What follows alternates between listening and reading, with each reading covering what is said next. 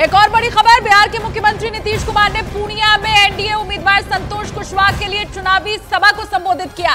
इस दौरान सीएम नीतीश कुमार ने पूर्णिया में इंडिया गठबंधन से उम्मीदवार बीमा भारती पर तंज कसा। नीतीश कुमार ने कहा, अच्छा हुआ वो पार्टी छोड़कर चली गई, उन्हें कुछ बोलना नहीं आता था, हमने उन्हें बहुत कुछ सिखाया, लेकिन फिर भी वो पार्टी छोड़कर चली गई। तो हम ही लोग के पटिया में जिसको इतना दिन हम इज्जत किए और वही भाग गई, और भाग गई बड़ा अच्छा हुआ।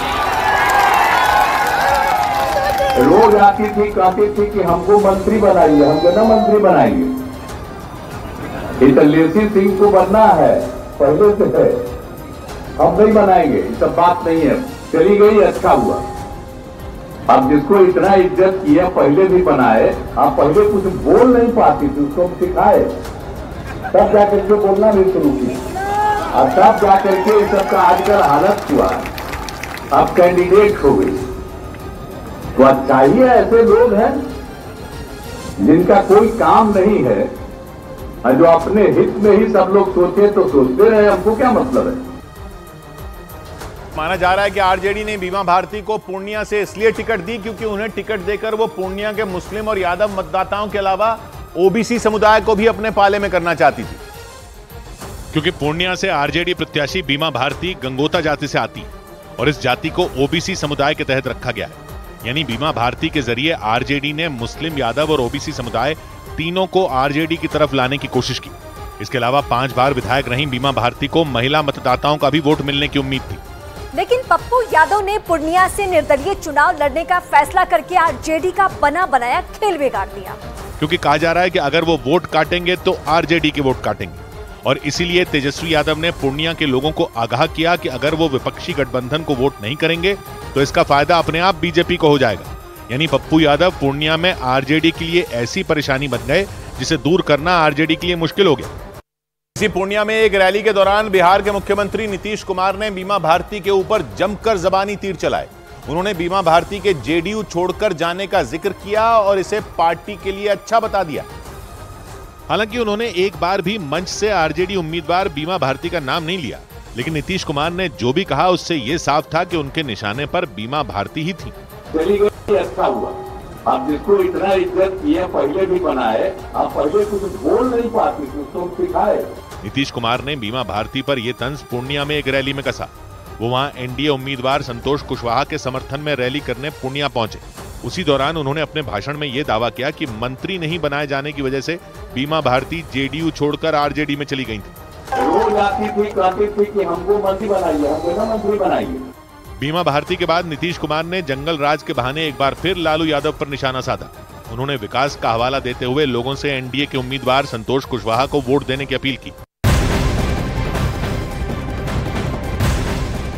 लोकसभा चुनाव के बीच बिहार में एक बार फिर से चिराग पासवान के लिए आरजेडी नेता ने विवादास्पद बयान दे दिया है। आरजेडी नेता उर्मिला ठाकुर जहां चिराग पासवान को बिना पूंछ वाला अनुमान बता रही हैं, तो वहीं उनकी मां को लेकर भी विवादास्पद बयान उन्होंने दिया। आरजेडी नेता उर्मिला ठाकुर हाजीपुर में महागठबंधन के उम्मीदवार शिवचंद्र राम के लिए चुनाव प्रचार करने पहुंची थी और एक बार फिर से बिहार के सियासी गलियारे में हलचल यहां तेज हो गई। बिहार के उप मुख्यमंत्री सम्राट चौधरी ने विवादास्पद बयानों को आरजेडी की संस्कृति अब बताया है। चिराग पासवान जी ने वो जहां पर उनका लालच पालन हुआ है, जिस मां के गोद में पले हैं, वो दूसरे के घर परिवार को उजाड़ने वाली मां दूसरे के दर्द को क्या समझ सकती है। इसलिए उनको जो परवरिश जहां किया गया है, उस परवरिश में लोगों की गरीबी, लोगों का दुख दर्द, लोगों की आंसू, लोगों का रिश्ता वो समझ ही नहीं सकता। वो कैंडिडेट वो हनुमान किसी का हो सकता है, और हनुमान ऐसा हनुमान की बिना पूछ का हनुमान है। राजद की संस्कृति है। राजद ये इसके लिए ही जाना जाता है, दूसरे को गाली देना और समाज के लिए कुछ काम नहीं करना। लालटेन का मतलब ही है लालू प्लस 10। 2024 के लोकसभा चुनाव में यूपी और बिहार में अपनी किस्मत आजमा रहे असदुद्दीन ओवैसी पर बीजेपी की बी टीम होने का फिर आरोप लगा। जबकि ओवैसी अपनी रैलियों में खुलकर बीजेपी के खिलाफ बोलते हैं, लेकिन विपक्षी पार्टियों ने उन पर बीजेपी की बी टीम होने का आरोप लगाया। क्योंकि इस बार ओवैसी ने यूपी और बिहार की लोकसभा सीटों पर चुनाव लड़ने का ऐलान किया। हालांकि ये साफ नहीं हो पाया कि वो कितनी सीटों पर चुनाव लड़ेंगे, लेकिन जिन सीटों पर उनके प्रत्याशियों का ऐलान कर दिया गया वहां वो प्रचार में जुट गए। बिहार के सीमांचल इलाके में आने वाली किशनगंज सीट वही सीट है जहां असदुद्दीन ओवैसी ने पार्टी के प्रत्याशी अख्तरुल ईमान अमौर के लिए वोट की अपील की, लेकिन इस अपील में उन्होंने मुस्लिम समुदाय के वोटरों को टारगेट किया। ये किशनगंज और सीमांचल की अजमत का इलेक्शन है मेरे अजीज दोस्तों और बुजुर्गों। बिहार का सीमांचल वो इलाका है जहां एमआईएम धीरे धीरे अपने पैर जमाने की कोशिश कर रही है, क्योंकि 2020 के विधानसभा चुनाव में बिहार के सीमांचल इलाके की 5 सीटों पर एमआईएम का कब्जा हो गया था और उसी जीत से उत्साहित ओवैसी के बिहार की 11 सीटों पर चुनाव लड़ने की खबरें हैं।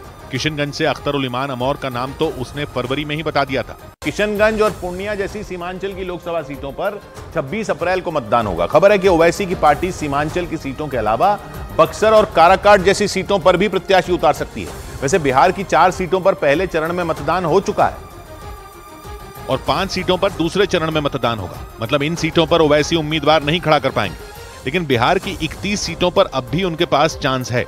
इसके अलावा यूपी की 72 सीटें भी ओवैसी के दिमाग में घूम रही हैं, क्योंकि 8 सीटों पर चुनाव लड़ने का मौका उनके हाथ से निकल चुका है, क्योंकि पहले चरण में वहां मतदान हो चुका। लेकिन बाकी सीटों पर ओवैसी और पल्लवी पटेल का गठबंधन पीडीएम उम्मीदवार उतारने की तैयारी में है और कुछ सीटों पर पल्लवी पटेल की पार्टी अपना दल कमेरावादी ने प्रत्याशियों के नाम का ऐलान भी कर दिया, लेकिन ओवैसी के प्रत्याशियों का नाम आना बाकी है।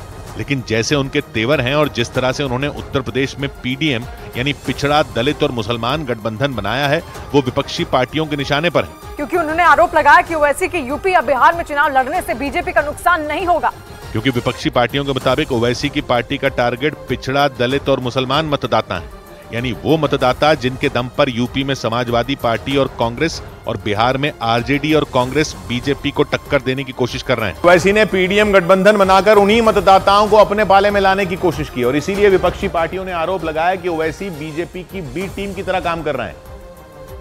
लेकिन ओवैसी का तर्क है कि उत्तर प्रदेश और बिहार की क्षेत्रीय पार्टियों ने मुस्लिम मतदाताओं को वोट बैंक की तरह इस्तेमाल किया और इसलिए मुस्लिम समुदाय की अगुवाई करने वाली पार्टी की जरूरत पड़ी और इसीलिए एमआईएम ने मुस्लिम समुदाय के लोगों की अगुवाई का जिम्मा संभाला। मतलब ओवैसी ने संकेत दे दिया कि वो यूपी और बिहार समेत देश के अलग अलग राज्यों में मुस्लिम मतदाताओं को अपने पाले में लाने की कोशिश में है और बीजेपी की बी टीम नहीं बल्कि यूपी और बिहार में विपक्षी पार्टियों का विकल्प बनने की कोशिश कर रहे हैं। लेकिन समाजवादी पार्टी और आरजेडी को यही बात खटकती है, क्योंकि उन्होंने इस बात का तर्क दिया कि इससे मुस्लिम मतदाताओं का वोट बढ़ सकता है और इसीलिए उन्होंने आरोप लगाया कि ओवैसी बीजेपी की बी टीम है। लेकिन विपक्षी पार्टियां केवल ओवैसी ही नहीं, पप्पू यादव जैसे कई निर्दलीय उम्मीदवारों पर भी यही आरोप लगा रही हैं। मतलब ये कि जिन जिन सीटों या राज्यों में विपक्ष के वोटों का बंटवारा करने वाला मैदान में उतरा, विपक्षी पार्टियों ने उसे बीजेपी की बी टीम बता दिया, क्योंकि इससे उनका वोट बैंक